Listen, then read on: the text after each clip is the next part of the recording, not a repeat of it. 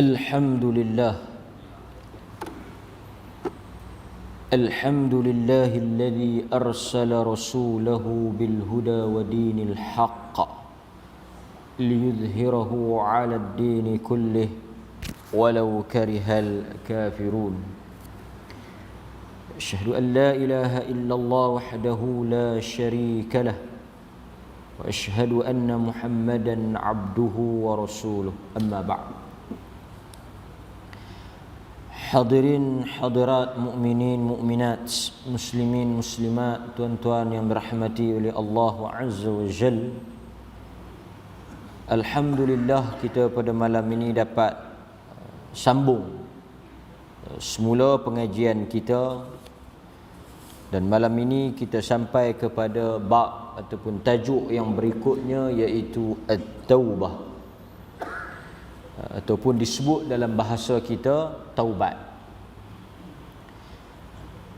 Allah Azza wa Jal apabila mencipta dan menjadikan manusia, Dia mengetahui sifat dan tabiat kita.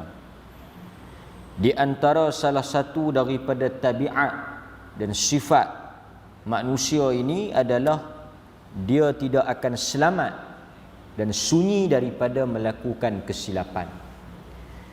Nabi SAW menegaskan hal ini dalam hadis baginda yang mana berbunyi, kullu bani Adam khata'. Setiap manusia, anak cucu, keturunan, zuriat Nabi Allah Adam AS akan melakukan kesilapan dan dosa. Ini hakikat yang mesti kita terima. Tidak ada manusia yang ma'sum, dalam arti kata yang lain, terlindung, terselamat dan terpelihara daripada melakukan salah dan silap. Bila kita kata manusia, insan, dia mesti melakukan dosa. Dan Nabi sebut kullu bani Adam, setiap anak Adam khata', melakukan dosa. Apapun kedudukan dia, latar pengajian dia, cerita di sebalik kehidupan dia, hakikatnya ada dosa. Cuma ada dosa yang Allah Azza wa Jal buka untuk orang nampak. Orang tahu apa yang dia buat. Orang nampak dosa dan kesilapan dia.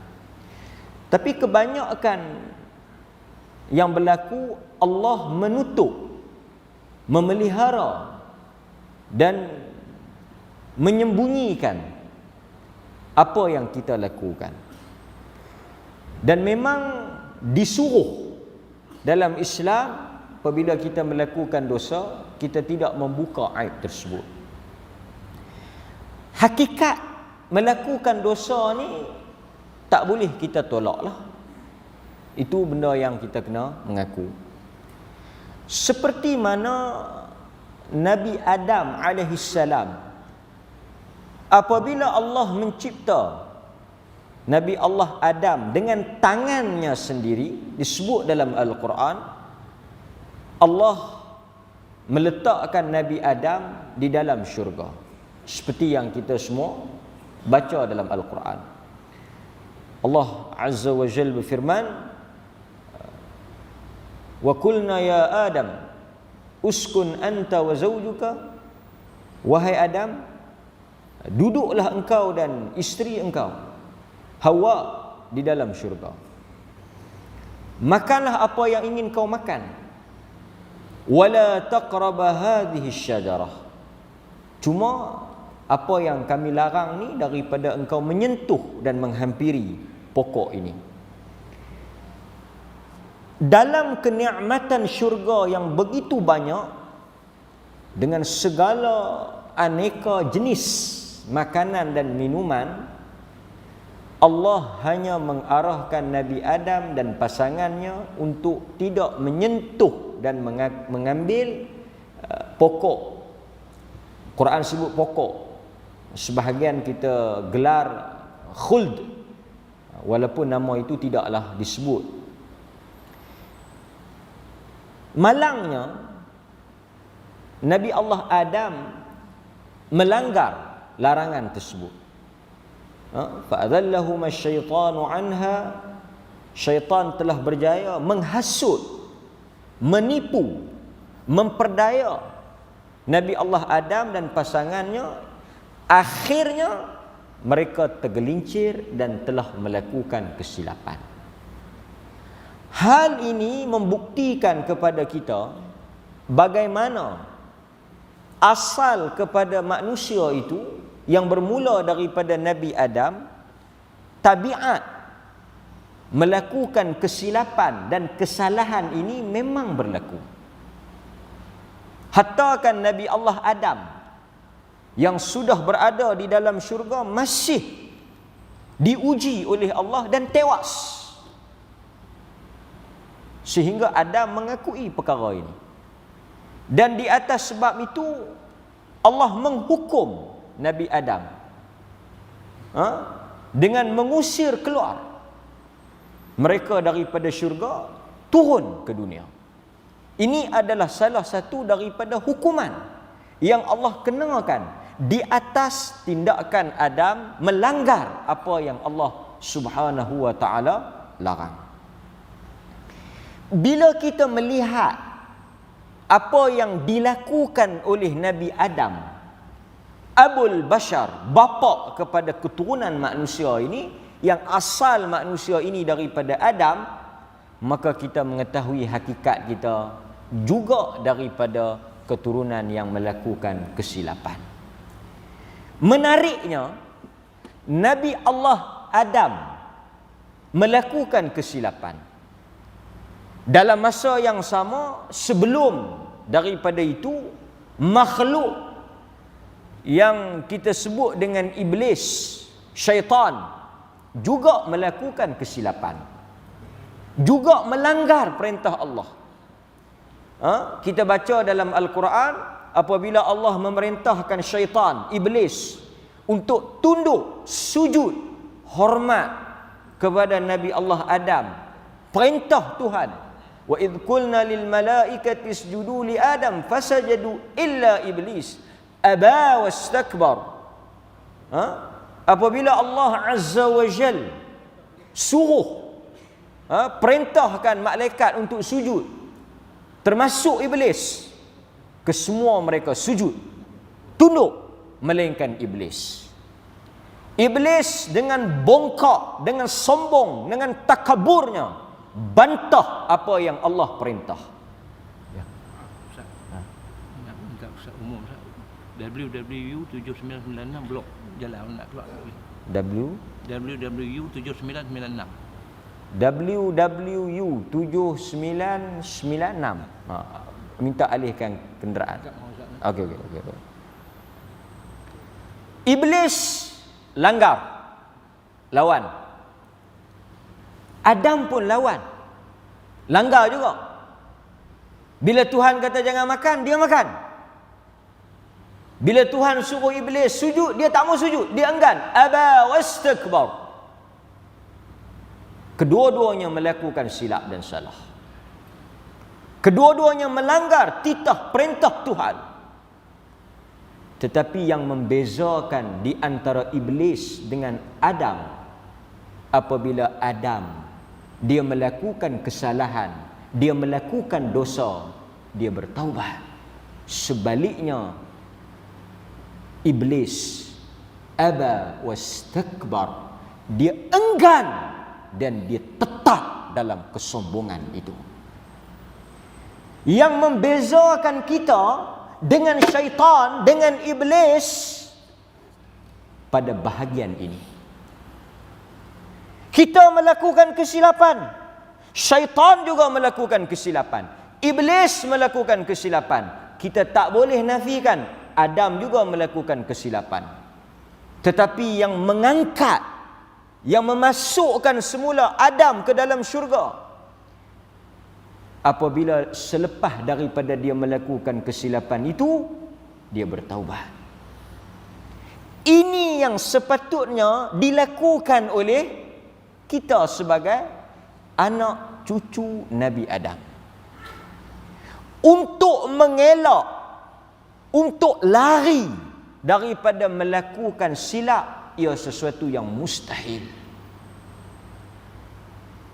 Tak mungkin. Cuma orang tahu dengan orang tak tahu saja. Orang nampak dengan orang tak nampak saja.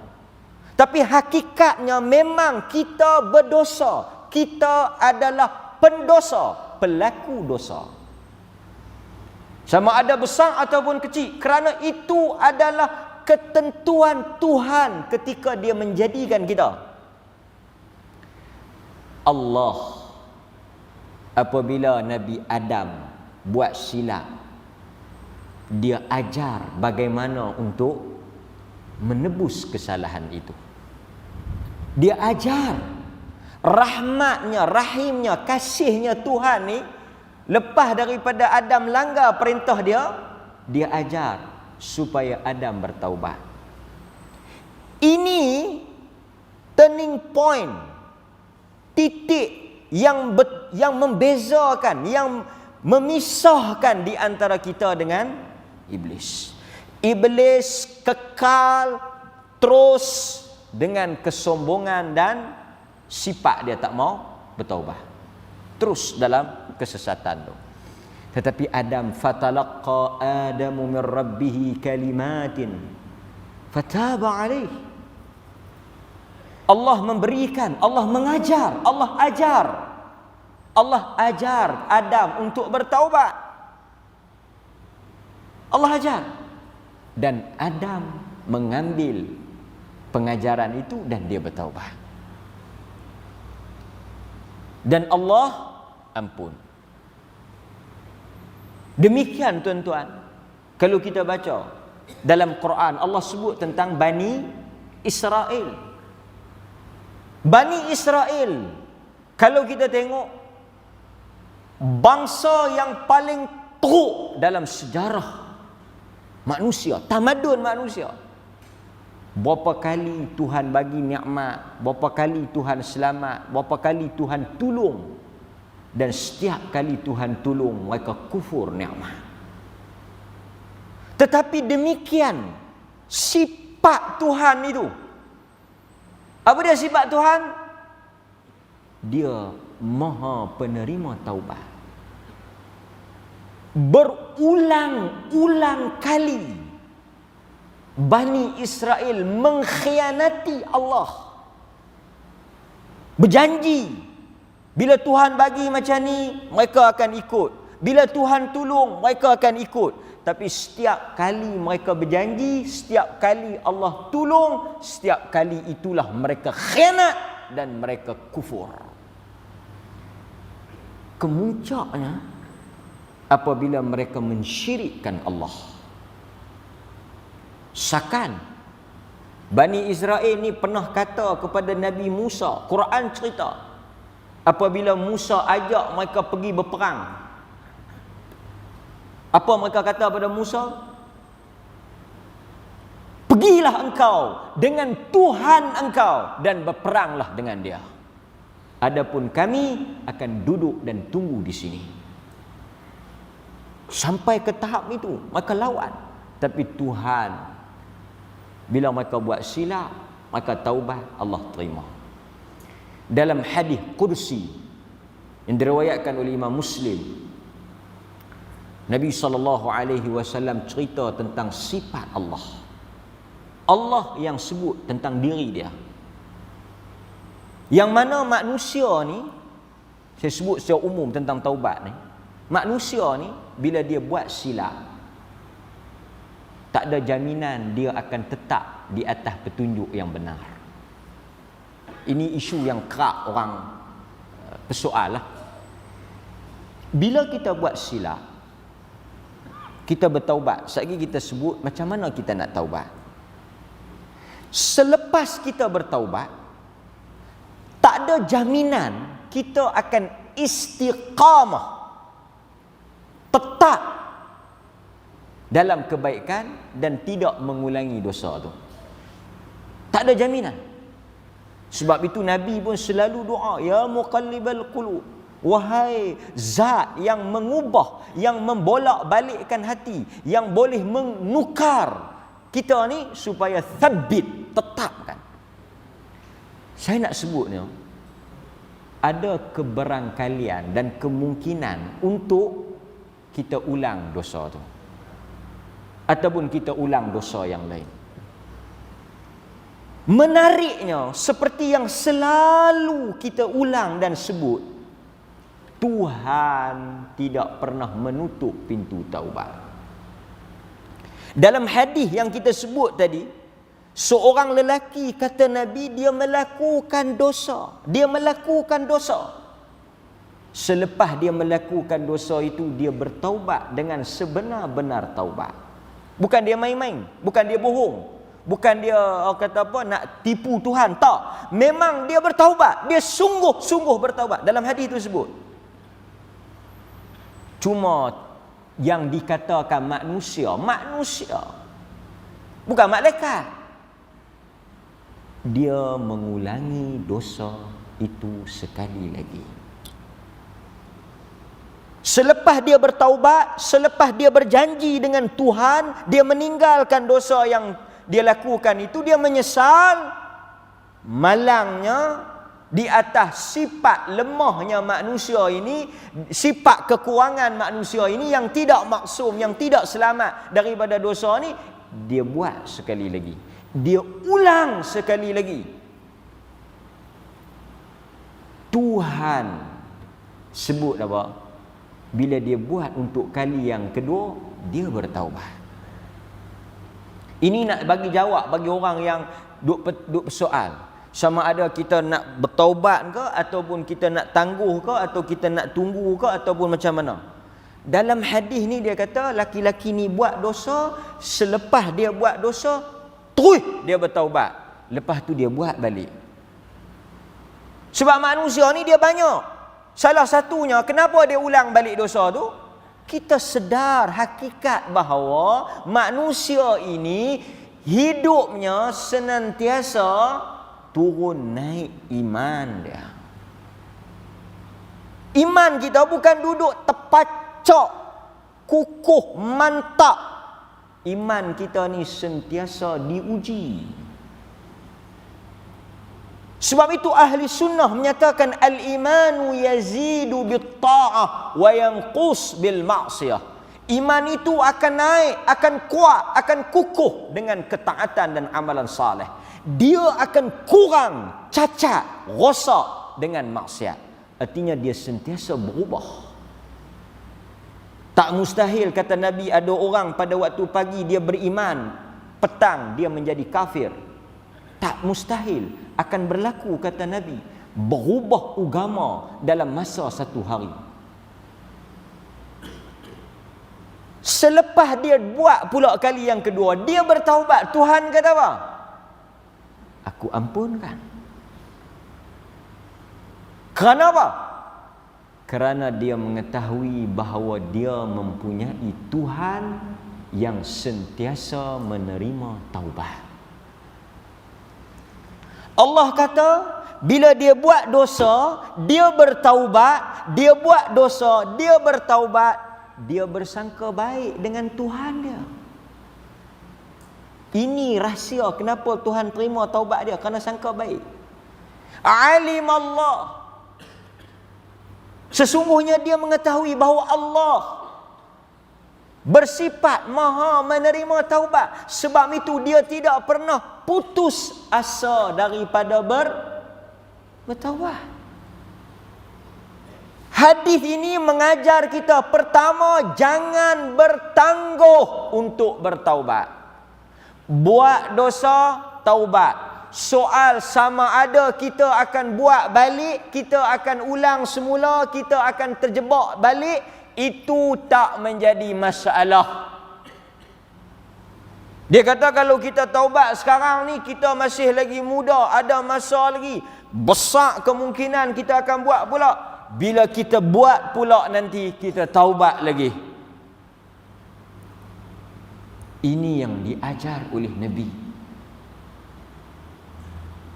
Yang pentingnya, kita tak berhenti daripada taubat.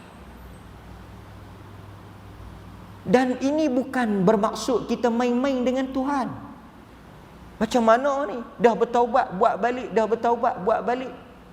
Seolah-olah mempermainkan agama, mempermainkan Tuhan. Ni bukan soal mempermainkan agama. Ya. Tolong buat announcement sikit, buat blog kereta WWU 7996. WWU 7996. Honda Jazz. Ada di sini tak? WWU 7996. Okey. Okey. Ha? Okey. Ha?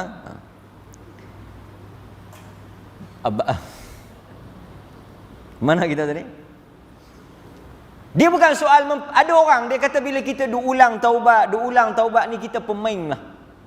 Dia bukan pemain.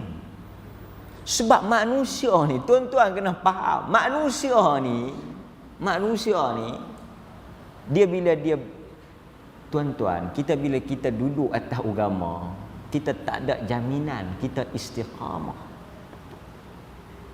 Tak ada jaminan. Banyak perkara boleh jadi. Kesimpulan awalnya, taubat tidak pernah ditutup. Tuan-tuan buat, tuan-tuan taubat. Tuan-tuan buat, tuan-tuan taubat. Akhir sekali Allah akan tolak dan tutup apabila kita sampai di hujung usia. Ini rahmat Allah. Sebab itu Allah menyebut dalam hadis yang lain, rahmatnya mengatasi kemurkaannya. Dan kita tak boleh judge orang, tuan-tuan. Tak boleh hukum orang.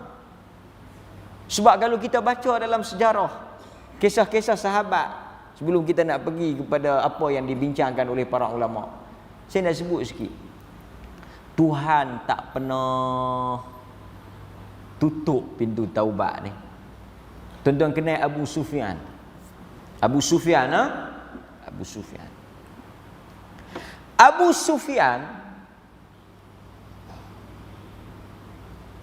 terkenal sebagai orang yang paling kuat. Dia sama ranking dengan Abu Lahab, Abu Jahal. Satu lagi Abu Sufyan. Abu Sufyan sangat keras. Tuan-tuan, dia lawan Nabi ni. Kalau kita baca sejarah Abu Sufyan, dia lawan Nabi. Dia lawan Nabi. Dia tentang Islam habis-habisan. Apa perang yang dia tak lawan Nabi? 13 tahun Nabi di Mekah. 13 tahun dia perang Nabi. 13 tahun dia tindas. Memang dia musuh ketat Nabi.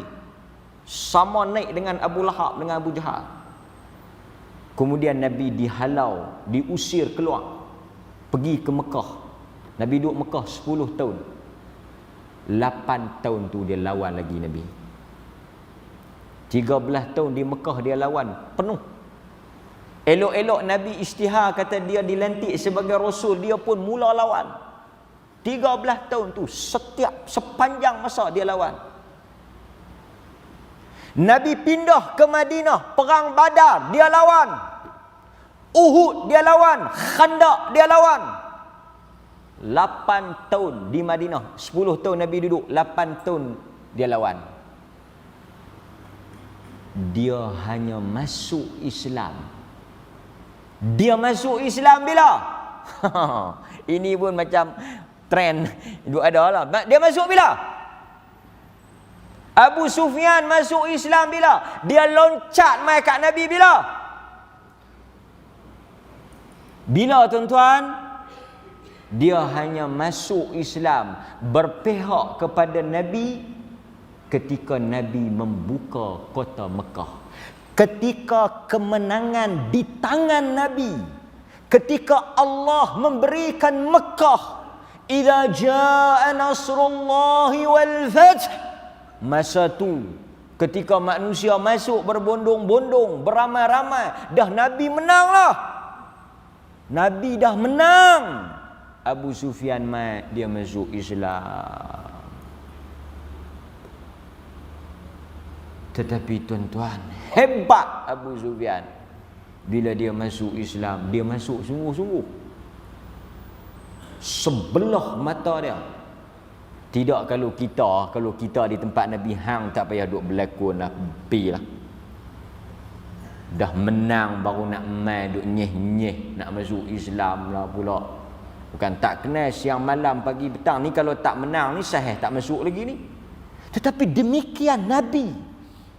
Orang Islam dia bukan hidup dalam dihantui dendam. Tuhan tidak pernah mengajar orang kita ni jenis sifat pendendam, jenis duk taram ni. Jaga.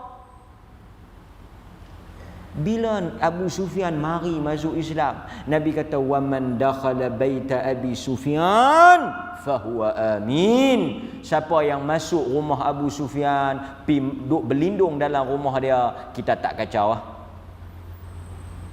Abu Sufyan. Tetapi lepas dia masuk Islam, dia bertaubat. Dia betul-betul menjadi Muslim. Sebelah dia buktikan betul-betul dia menjadi Islam, betul-betul dia bertaubat. Sebelah mata dia terkeluar kerana mempertahankan Nabi.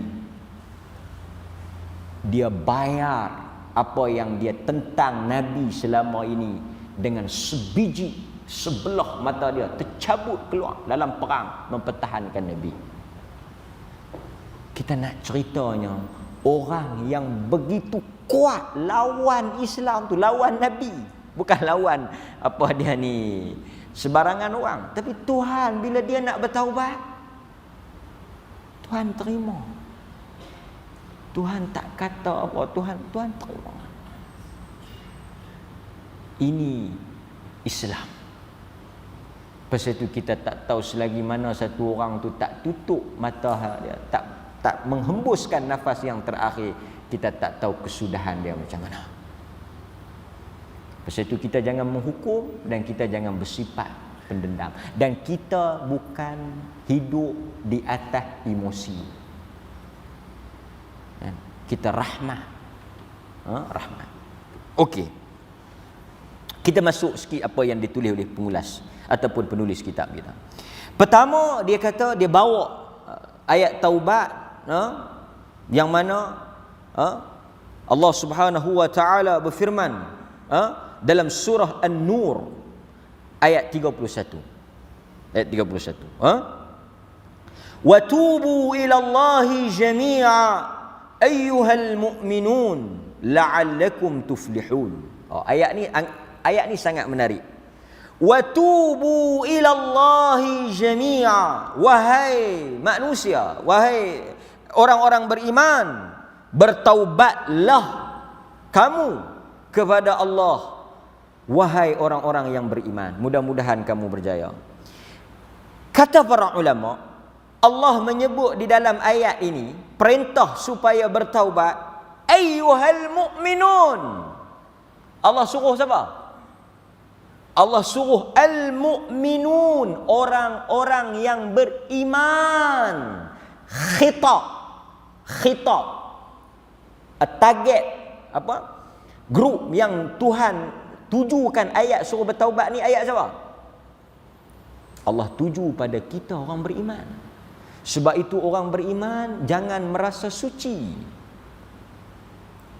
Jangan kita rasa kita ni suci. Orang beriman ni bahaya tau.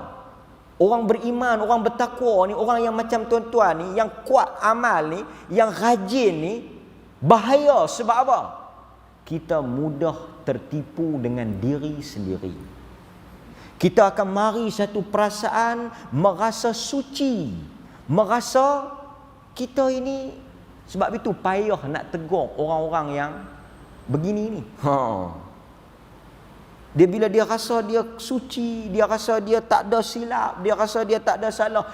Dan ini yang berlaku dalam hadis, di mana ada dua orang lelaki. Seorang lelaki yang kuat melakukan ibadat, yang rajin buat ibadat. Seorang lelaki lagi kaki maksiat. Tetapi dalam hadis tu yang tuan-tuan pun baca, yang tuan-tuan pun duk ingat, duk dengar selalu, yang masuk ke dalam syurga yang buat maksiat. Yang masuk ke dalam neraka yang buat ibadat. Tunggang terbalik. Masalahnya bukan pada tak buat ibadat atau buat ibadat. Masalahnya orang yang buat ibadat tadi ni, lelaki yang kuat ibadat tadi ni, merasa dirinya suci. Memandang hina lelaki yang buat maksiat tadi. Yang ni kita kena jaga. Sangat-sangat kena beringat lah. Kita takut bila kita semayang, bila kita rajin, bila kita mengaji lebih sikit, bila kita kuat amalan sikit, kita tengok orang tak ada mata. Bukan sebelah, tak ada langsung. Kita selalu kata tengok orang sebelah mata ni, dia tak tengok langsung. Jangan tuan-tuan. Kita tak tahu hakikat dia tu macam mana. Di sisi Tuhan tak tahu. Kita ni pada pandangan orang, di sisi Tuhan hakikat sebenar kita tak tahu terang mana pun. Tak tahu Tuhan tengok kita lagu mana. Orang mungkin tengok kita hebat. Orang mungkin tengok kita alim. Orang mungkin tengok kita beriman. Sakanlah. Di sisi Tuhan kita tak tahulah pandangan Tuhan pada kita. Sebab itu kita walaupun kita semayang, walaupun kita tunduk, itu kewajipan. Bukan kerana kita baik, tapi kerana Tuhan suruh kita taat. Dan saya menasihatkan diri saya dan tuan-tuan semua, janganlah kita pandang orang lain. Kita tengok orang lain yang mungkin belum sampai hidayah dengan pandangan yang buruk. Kita bimbang yang tu. Orang beriman bertaubat kepada Allah. Dan Allah menyebut dalam surah Al-Hujurat ayat 11. Allah kata apa? Allah sebut dalam surah Al-Hujurat ayat 11, Allah kata wa man lam yatub fa ulaika humudz zalimun. Sesiapa yang tidak bertaubat kepada Allah, mereka itulah orang yang menzalimi diri mereka sendiri. Manusia ini Allah bahagikan berdasarkan ayat-ayat Al-Quran. Kata para ulama, Tuhan membahagikan manusia ni pada dua golongan. Satu, at-taibun. Manusia ni dia ada dua grup ya.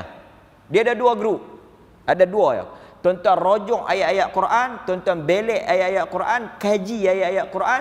Kata para ulama, Tuhan membahagikan manusia ni pada dua jenis. Satu, yang buat dosa kemudian bertaubat. Ini grup yang pertama. Grup yang kedua, yang buat dosa. Yang buat dosa kekal dan terus dalam dosa itu. Dia ada dua ni ya. Dua ni beza dia satu ya. Satu tu buat dosa, yang dua pun buat dosa. Yang tu sama. Persamaan dia apa? Persamaan kedua-dua kumpulan ini, kedua-duanya melakukan dosa. Perbezaannya, satu bila dia buat, dia bertaubat. Satu lagi bila dia buat, dia tidak bertaubat dan dia terus dan kekal dan dosa tu. Dia ada dua ni. Dia kata tak ada hak yang ketiga. Siapa dia? Macam saya ni. Saya ni hak nombor satu pun tak, nombor dua pun tak. Lagu mana hak saya tu? Saya ni tidak melakukan dosa. Bila tidak melakukan dosa, macam mana saya nak bertaubat? Sakanang. Lajak lebih. Dia sakan dia? Sakan. Ustaz kata tadi yang grup satu buat dosa, grup dua buat dosa, satu dosa bertaubat. Saya ni masalah tak buat dosa.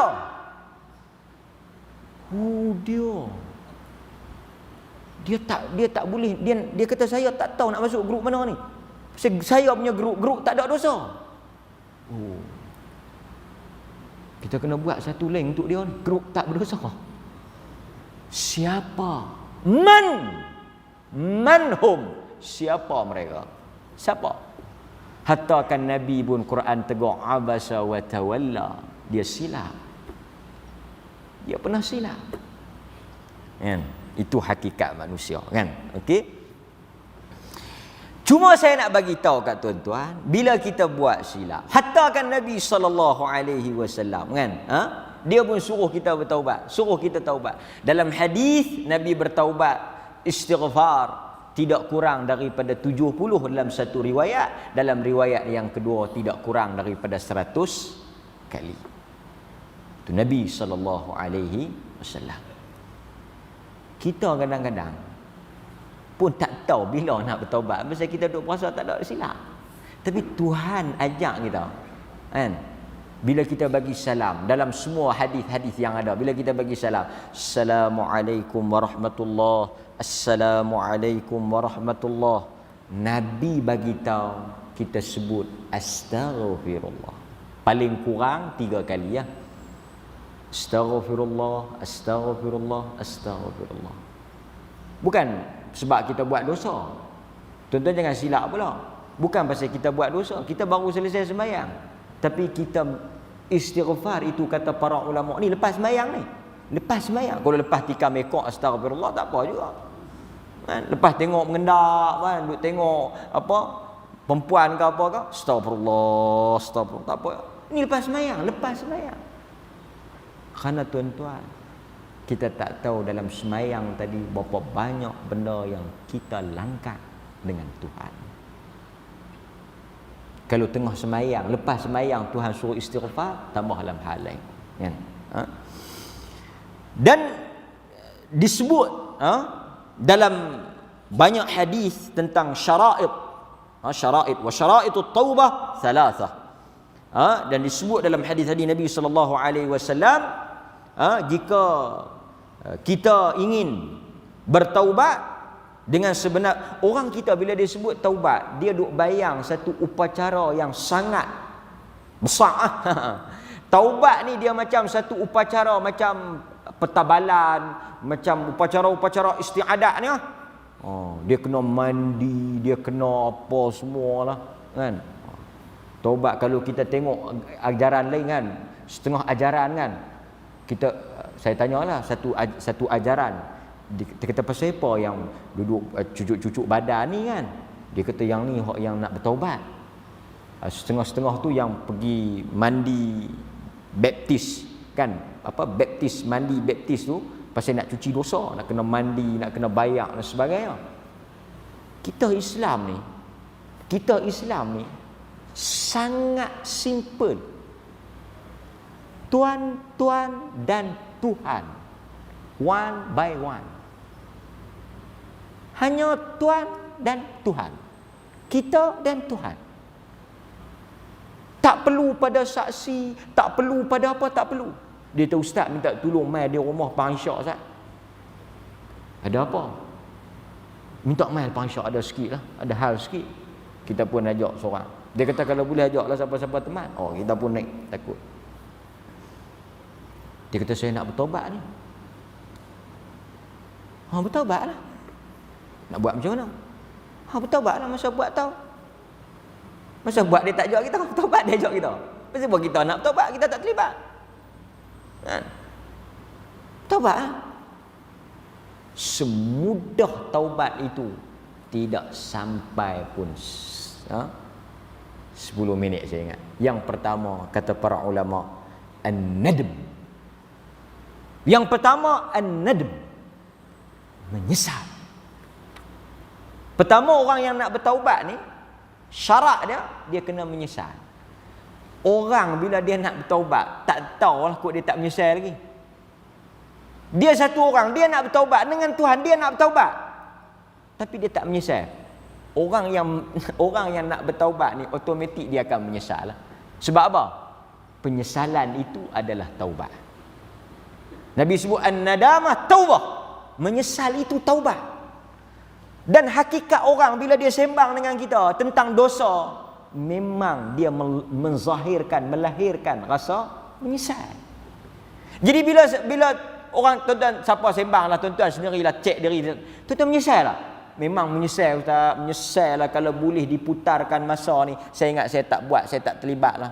Kalau boleh dibalikkan ataupun boleh dipusin semula, saya tak akan buat.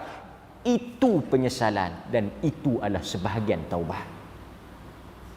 Mungkin satu orang tak pernah sebut saya bertaubat, ya Allah ampunkan saya. Mungkin dia tak sebut kalimah itu, dia tak ucap perkataan itu. Cukup dalam hati dia menyesal. Cukup dalam hati dia menyesal. Sebab itu tuan-tuan, kadang-kadang doa ni, kita tengok doa-doa para nabi. Doa-doa para nabi ni dia bukan macam doa pun, dia lebih kepada apa? Tuan-tuan tengok doa-doa nabi ni dia lebih kepada rintihan. Tuan-tuan tengok doa Nabi Yunus. Kalau kita dengar doa Nabi Yunus, kita tak tahu yang mana doa. La ilaha illa anta, puji Allah, tidak ada Tuhan melainkan engkau. Subhanaka, maha suci engkau, itu puji-pujian. Kuntu minaz zalimin, itu pengakuan. Di mana doa? Tetapi Allah terima taubat Yunus. Mudah. Puji Allah, menyesal. Yunus menyesal. Apa bukti dia menyesal? Apa bukti dia menyesal? Kuntu minaz zalimin. Dia mengaku. Tuhan nak dengar tang tu saja. Tuhan nak dengar tang kita mengaku tu.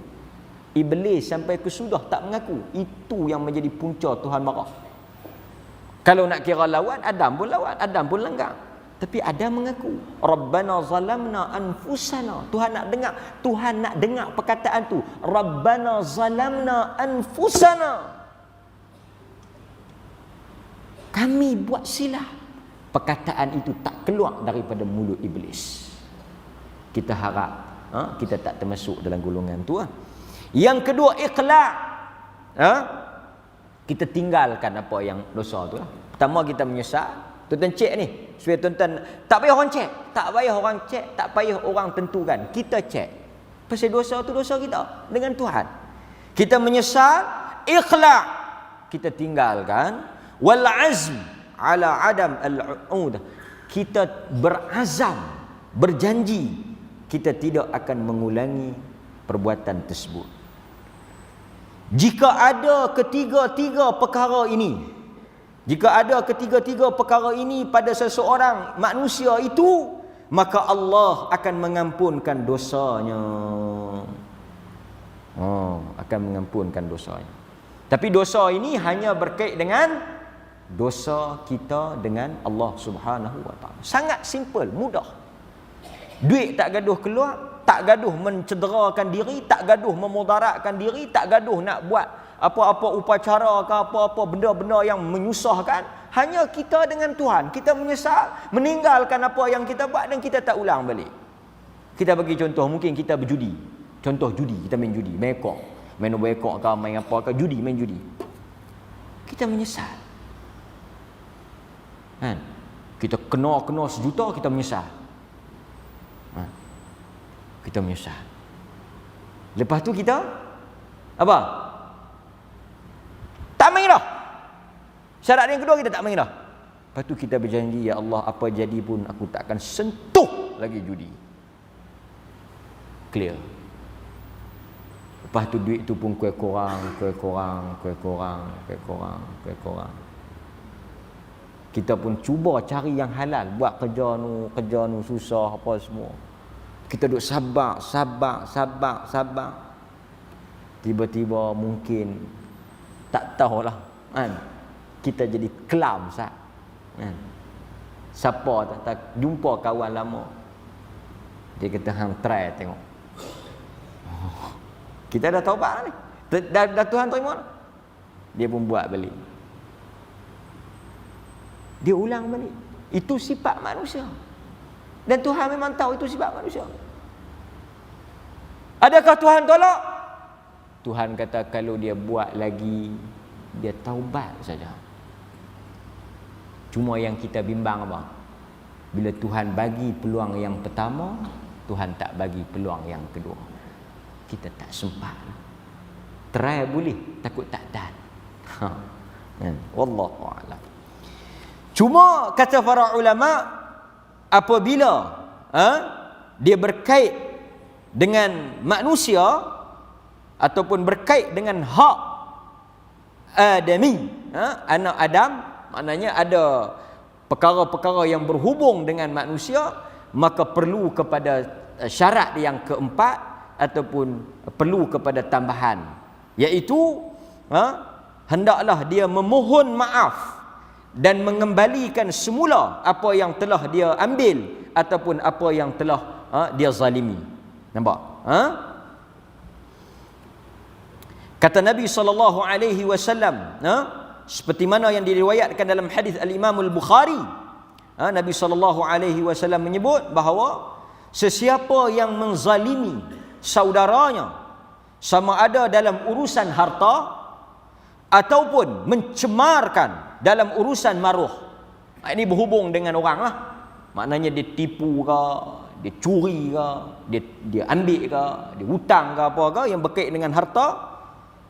Man kana li akhihi, saudaranya, ataupun berkait dengan maruah, fitnah ke, mengumpat ke, mengata ke, kan, macam-macam lah, memalukan kawan tu ke, membuka aib dia ke.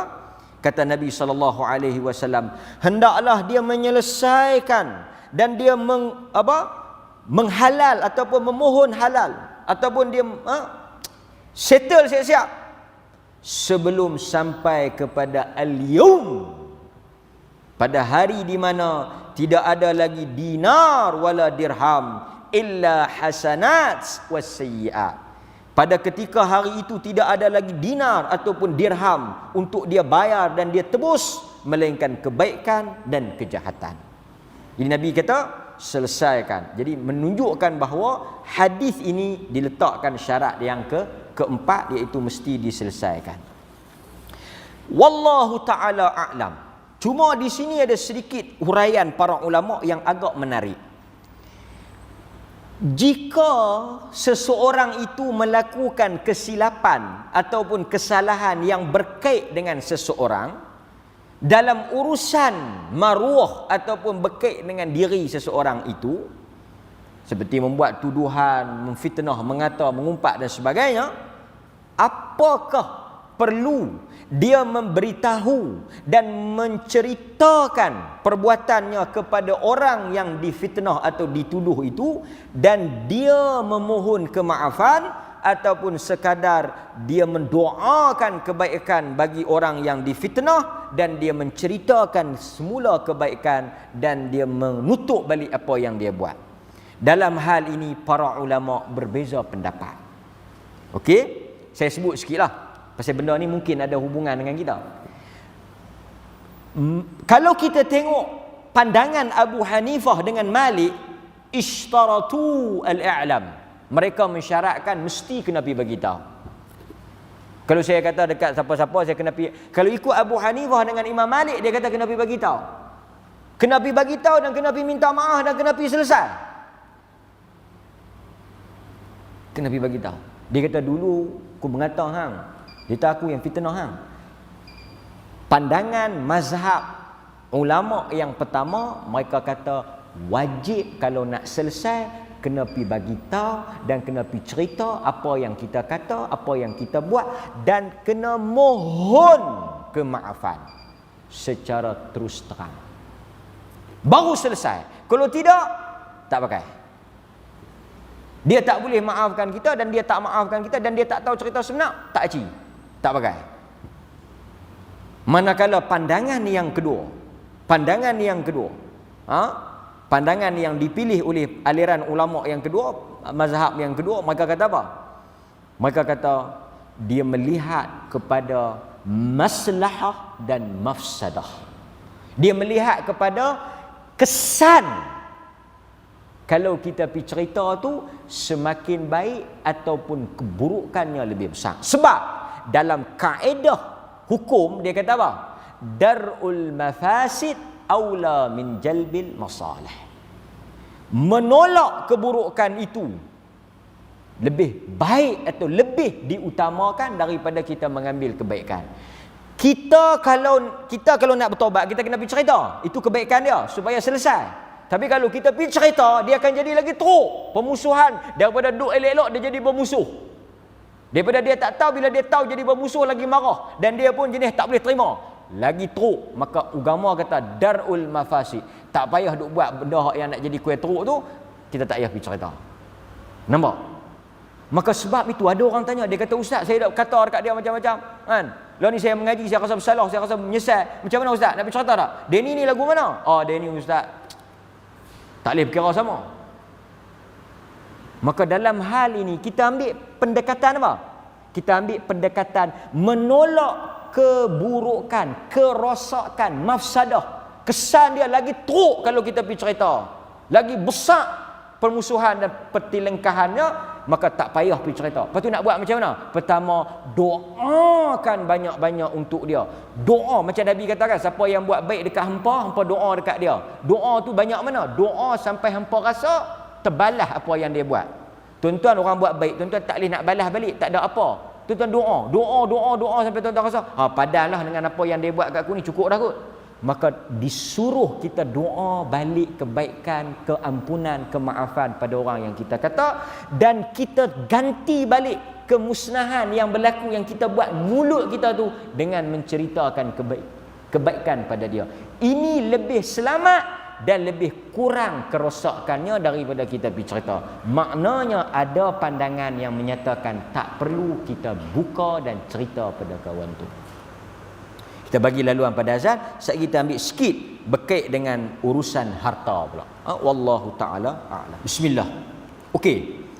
Jadi dalam urusan berkait dengan maruah diri manusia ini, dalam soal yang tidak melibatkan harta, kita melihat kepada maslahah dan kita melihat kepada mafsadah. Ini apa yang diutarakan oleh Ibn Taymiyah rahimahullahu ta'ala antaranya. Dia kata kita tengok kalau orang tu jenis mudah bicara, kita pergi cerita, dia nasihat pula, dia kata tak apa, kita semua sama, kan? Mungkin ketika itu kita sangat marah, terlanjur kata, kan? Tak apa, alhamdulillah, yang pentingnya kita dah insaf, kan? Dia terima dengan hati yang terbuka. Ulama kata yang terbaiknya kita cerita. Sebab apa? Sebab ia berhubung dengan hak dia, maruah dia. Tapi kita timbang di sini balik kepada sejauh mana mafsadah, kerosakan dengan kebaikan. Okey? Tetapi bukanlah semua ulama sepakat mesti bercerita. Taklah juga, kan? Taklah juga, kan? Mungkin ada perkara-perkara yang mungkin kita buat tanpa pengetahuan suami kita, isteri kita, yang mungkin benda itu berdosa. Kalau kita cerita mungkin boleh mengakibatkan perceraian, boleh mengakibatkan pembalahan, boleh mengakibatkan pemusuhan, maka kita elakkan. Kan? Kita elakkan.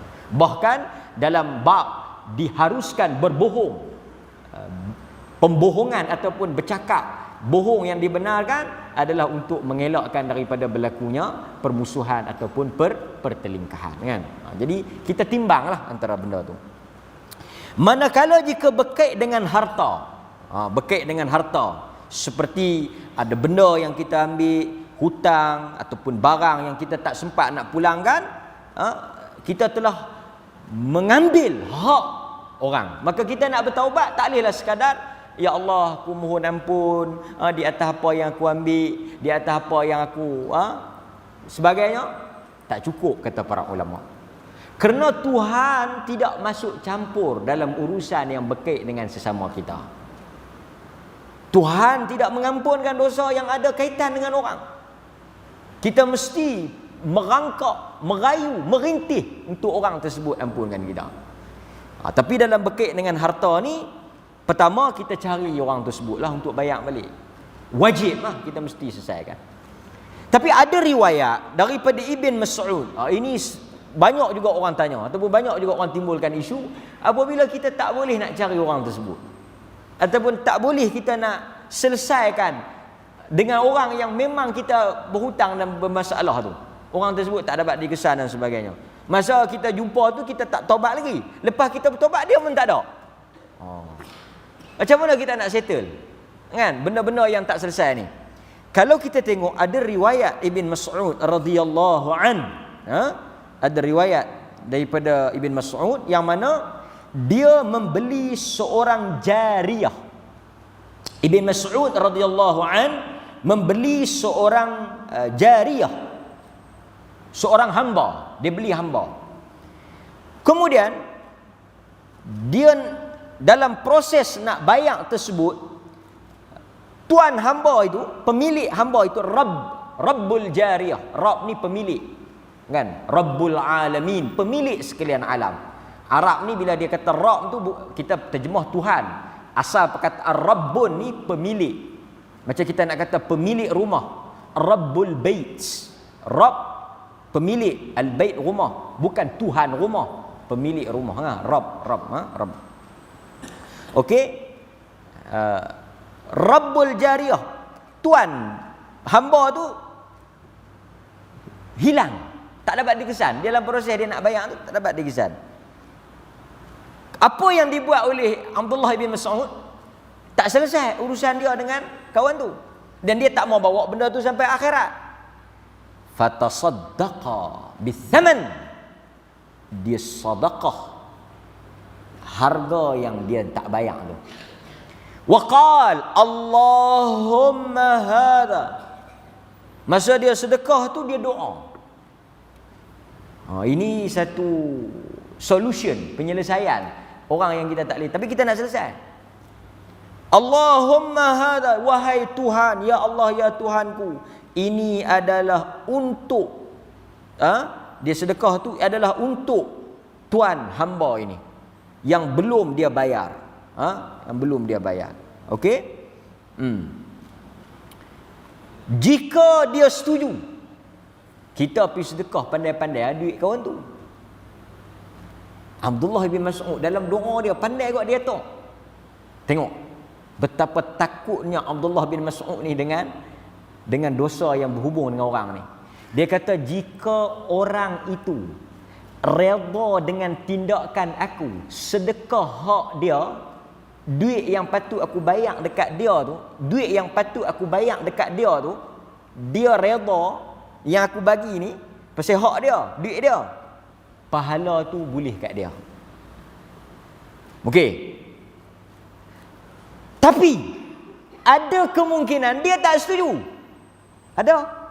Abdullah bin Mas'ud dah siap plan B. Jika dia tak setuju dengan tindakan aku mensedekahkan duit hak dia yang tak sempat nak bayar tu, maka aku berikan pahala aku yang lain mengikut kadar apa yang patut dia dapat dari bayaran ini. Ini manusia yang takwa. Takwa bukan orang yang serbannya besar. Takwa bukan orang yang janggutnya panjang. Takwa bukan orang yang jubahnya labuh. Takwa bukan orang yang dahinya hitam. Takwa bukan orang yang baca Qurannya sedap. Takwa apabila ada urusan dengan orang yang tak selesai, dia bimbang Tuhan menghukum dia di atas perbuatan itu. Ini takwa. Takwa itu takut. Takwa itu daripada perkataan takut. Ittaqullah, takutlah. Sebab itu bila kita ada urusan dengan Tuhan, kita tahu Tuhan boleh ampun, tapi yang kita bimbang urusan dengan orang. Urusan dengan orang, kan? Pasal tu Nabi pun dia takut lah. Walaupun dia Nabi, dia takut. Dalam khutbah Hajjatul Wada', khutbah yang terakhir, dia Nabi. Bila dia selesai bagi khutbah di padang Arafah hari Jumaat, hari yang besar, dia bagi khutbah, dia kata, innakum, amanah ni, tugas dia, innakum satus'aluna anni famadha qailun. Sebab dia awal tu dia kata dah, boleh jadi kita tak bertemu lagi di tahun hadapan. Abu Bakar bila dengar Nabi sebut macam tu, dia menangis. Nabi kata, boleh jadi ini tahun yang terakhir aku bersama dengan kalian, dan kamu akan ditanya tentang aku. Apa yang kamu akan jawab kepada Tuhan? Itu berhubung dengan orang, berhubung dengan amanah ni, tanggungjawab dengan orang ramai ni. Nabi tanya, sahabat kata, qad ballaghta wa addaita wa nasahta.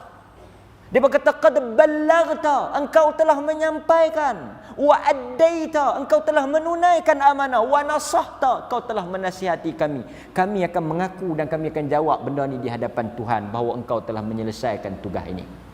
Baru Nabi rasa lapang, tenang, lega. Baru Nabi boleh meninggal, wafat dengan tenang. Kemudian Nabi angkat tangan dalam hadis tu, angkat tangan, tunjuk ke langit. Allahumma syhad. Nabi tunjuk ke langit, Nabi kata, ya Tuhan, ya Allah, ya Tuhanku, Allahumma syhad, saksikanlah apa yang mereka telah kata tentang aku. Ini berhubung dengan orang. Jangan ambil ringan. Jangan kita buat boleh lari. Pasal itu dulu apabila orang bagi amanah, orang lari, orang takut. Kan? Orang takut. Dia kata jika orang tersebut enggan untuk mereda. Sebab tu sebagian ulama kata kalau kita bayar-bayar, lepas tu kita jumpa dia. Kan? Dia jumpa dia. Dia mari kat kita. Dia kata dulu bukan ada hutang. Dia kata dah sedekah dah kat masjid. Kan? Dia kata sedekah tu dia tak tahu apa, dia tak setuju. Kita bayar lain kat dia. Tak apalah, yang masjid tu kita tak payah minta lah. Kan? Itu jadi sedekah kita lah. Kan? Ha? Okey. Kemudian last. Ini saya nak sebut last. Ada lagi tapi point last lah pasal kita dah insya. Saya nak sebut. Ulama bincang cantik. Satu orang bila dia buat dosa, dia bertaubat, dia hebat. Dia naik maqam. Dia buat dosa, dia bertaubat. Macam Nabi Adam kan, dia buat dosa, dia bertaubat, dia naik maqam. Masalahnya apabila dia repeat, dia ulang dosa yang kedua, dia bertaubat. Satu dia bertaubat, dia buat dosa, dia bertaubat, dia naik maqam. Dia orang yang Tuhan suka. Allah, innallaha yuhibbut tawwabin wa yuhibbul mutatahhirin. Tuhan suka orang yang bertaubat ni. Okey. Dia buat pula dosa, lepas tu dia bertaubat. Tuan-tuan tahu apa ulama bincang? Kedudukan dia macam mana? Kedudukan dia macam mana? Saya silap, saya bertaubat, saya dianggap terbaik. Saya ulang semula dosa, saya telah khianat ataupun telah pecah taubat tu, telah langgar taubat saya sendiri, saya sangat berdosa. Lepas tu saya bertaubat balik. Pasal Tuhan bagi. Lepas bertaubat tu dia jadi macam mana? Dia jadi biasa ke ataupun dia jadi lebih baik? Sebahagian kata dia jadi biasa. Sebab apa? Sebab dia buat dosa, dia bertaubat, dia kembali kepada yang asal awal tadi. Tapi yang lagi menarik, tapi tuan-tuan jangan lagi menarik apa? Apabila kita buat dosa, kita bertaubat, daripada baik kita silap, kita bertaubat, kita jadi sangat baik. Bila kita buat silap, kita bertaubat, kita jadi lagi sangat baik. Kenapa? Kerana manusia bila dia buat dosa, dia bertaubat, dia buat dosa, dia bertaubat, dia cuba balik kepada Tuhan. Dalilnya, hujah para ulama, mereka mengambil apa yang berlaku kepada Daud alaihissalam. Tuan-tuan baca kisah Daud yang mana dia melakukan kesilapan, dia bertaubat. Demikian Yunus, dia melakukan kesilapan, dia bertaubat. Demikian Musa, dia melakukan kesilapan, dia bertaubat. Demikian Nabi Allah Sulaiman, dia melakukan dosa, dia bertaubat. Demikian Nabi kita, dia melakukan silap, dia bertaubat. Bermula daripada Adam, kesemua mereka selepas daripada itu menjadi lebih khaira daripada awal. Maka sebab itu orang yang buat dosa dia bertaubat, di sisi Tuhan dia sangat baik. Bimbang apabila dia tak buat dosa atau dia tak rasa dia tak buat dosa, dia menjadi tertipu dengan diri dia sendiri. Saya nak tengok satu soalan. Ada orang tanya WhatsApp ni. Saya jawab ni pasal ada kaitan. Kadang-kadang banyak masuk tapi soalan yang tak berkait kita tak mau jawab kerana dia mungkin ambil masa. Oleh kerana soalan ni berkait, saya nak jawab pasal mungkin kefahaman tu penting. Apabila iblis engkar sujud pada Nabi Adam, Allah tidak usir daripada syurga. Tapi bila Adam langgar perintah Allah, Adam dan iblis diusir keluar dari syurga. Maknanya iblis masih kekal dalam syurga selepas dia enggan sujud. Betul ke? Tuan-tuan, saya nak sebutnya, ini juga menarik. Ini ulama bincang. Yang lawan dulu iblis, dia kena halau keluar. Dalam Quran cerita Tuhan halau dia keluar. Tuhan halau. Fakhruj, keluar. Engkau daripada kalangan minas saghirin, daripada kalangan orang-orang yang kecil, orang yang hina. Dia keluar. Jadi kenyataan tadi yang tanya, Adam langgar, Tuhan suruh keluar. Kulnah. Keluar. Kan? Quran kata keluar pada Nabi Adam. Iblis langgar, keluar ke tak? Kena keluar juga. Cuma menariknya apa? Kita mungkin tak perasan. Bila iblis langgar, ini kita kena peringat ni. Bila iblis langgar, dia kena halau. Tinggal Adam dan Hawa dalam syurga. Kita tahu Quran cerita iblis duduk di luar sebab dia dah kena halau awal. Adam masih di dalam pasal dia langgar kemudian. Macam mana iblis main peranan duduk di luar, dia boleh tarik Adam keluar sama. Ini hebat. Kalau sama-sama duduk, sama-sama keluar, ini biasa. Tuan-tuan duduk di masjid, tarik orang di luar, mari masjid, biasalah. Kan? Tapi kalau tuan-tuan duduk dalam masjid, orang luar tarik, pergi keluar, pergi kat mereka, itu hebatlah. Kita kena bagi award. Tuan-tuan, ulama bincang, macam mana iblis buat? Dan kita tahu Quran kata, fa'adallahuma syaitan anha fa'akhrajahuma mimma kana fi. Macam mana dia buat? Banyak tafsir kalau tuan-tuan tengok huraian para ulama. Kan?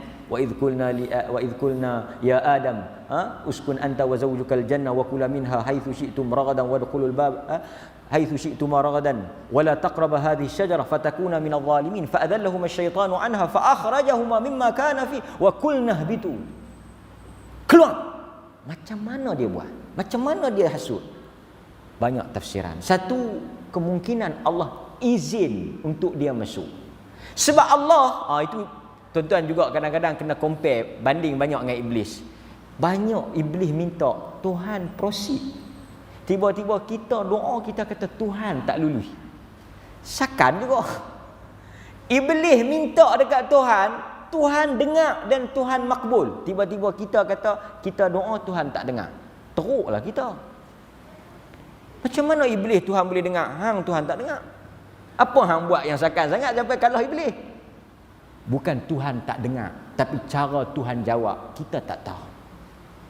Banyak benda yang Tuhan bagi, yang kita doa tapi kita tak sedar. Itu masalah dia. Kita mungkin doa nak kaya. Kita doa, ya Allah bagilah aku kaya, bagilah aku duit banyak, bagilah aku mudah harta banyak. Kita minta yang tu. Tapi kita duk tengok duit kita tak bertambah, harta kita tak bertambah. Tapi keluarga kita bahagia, anak kita sihat, bini kita pun elok, tertib, taat, kita pun tak ada masalah, hidup aman sentosa. Kita tak tahu Tuhan jawab macam tu. Pasal apa? Saya bagi contoh mudah ya. Ramai orang bila dia nak kaya, dia nak duit banyak, kita tanya, hang nak duit banyak buat apa? Dia kata bila ada duit banyak boleh buat rumah besar, boleh ada kereta mewah, boleh pergi berjalan. Untuk apa? Dia kata untuk bahagia. Maksudnya hang bukan nak kaya, hang nak bahagia. Hang bukan nak kaya, hang cari kekayaan itu untuk hang bahagia. Maksudnya matlamat hang bahagia, bukan kaya. Cuma hang rasa dengan kaya boleh, tentu kita banyak tak nampak.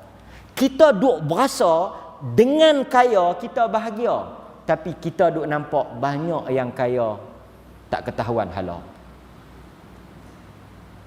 So apa yang kita nak sebenarnya? Kita nak bahagia. Tak kaya pun tak apa, janji bahagia. Tuhan dah bagi. Hang bahagia tak? Bahagia. Hang kaya tak? Tak. Bahagia tak? Bahagia. Itu yang hang nak. Artinya Tuhan dah jawab doa hang. Hang yang tak sedang. Hang yang duk rasa Tuhan tak jawab. Sebenarnya Tuhan dah bagi. Tapi cuba bayang, kalau Tuhan bagi kaya sungguh tapi tak bahagia. Saya ingat dia mungkin akan kata silap dalam berdoa. Asa an takrahu syai'a wa huwa khairul lakum. Asa an tuhibbu syai'a wa huwa syarrul lakum. Banyak benda yang hangpa nak tapi buruk. Banyak benda yang hangpa benci tapi baik. Tuhan tahu. Tuhan izin iblis masuk sebab nak hasut. Macam mana dia izin? Tuan-tuan, makhluk yang paling panjang usia, paling panjang umur dia. Pasal itu kita tak panjang pun tak apa kalau panjang lagu iblis. Oi bahasa. Iblis ni makhluk paling panjang. Pasal apa? Pasal dia minta Tuhan bagi tempoh sampai kiamat. Umur dia sampai kiamat untuk hasut manusia. Tuhan izin. Ada juga maksudnya syaitan dia nak hasut kita macam dia hasut ayah kita Adam tanpa perlu dia pergi dekat pun. Syaitan ni hebat yang Allah bagi, dia tak perlu untuk pergi dekat untuk hasut kita. Dia boleh buat hasutan, godaan itu dari jauh ataupun melalui perantaraan bisikan dia.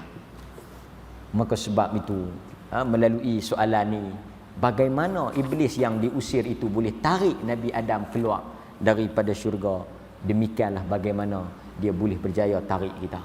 Mudah-mudahan kita yang belum masuk syurga, yang duduk dalam syurga dia boleh tarik keluar, tambah kita yang belum masuk syurga ini lagi mudah bagi dia. Bersedia dan bersiap siagalah tuan-tuan. Wassallallahu ala nabiyyina Muhammad wa ala alihi wa sahbihi wasallam. Walhamdulillahirabbil alamin. Wassalamu alaikum warahmatullahi wabarakatuh.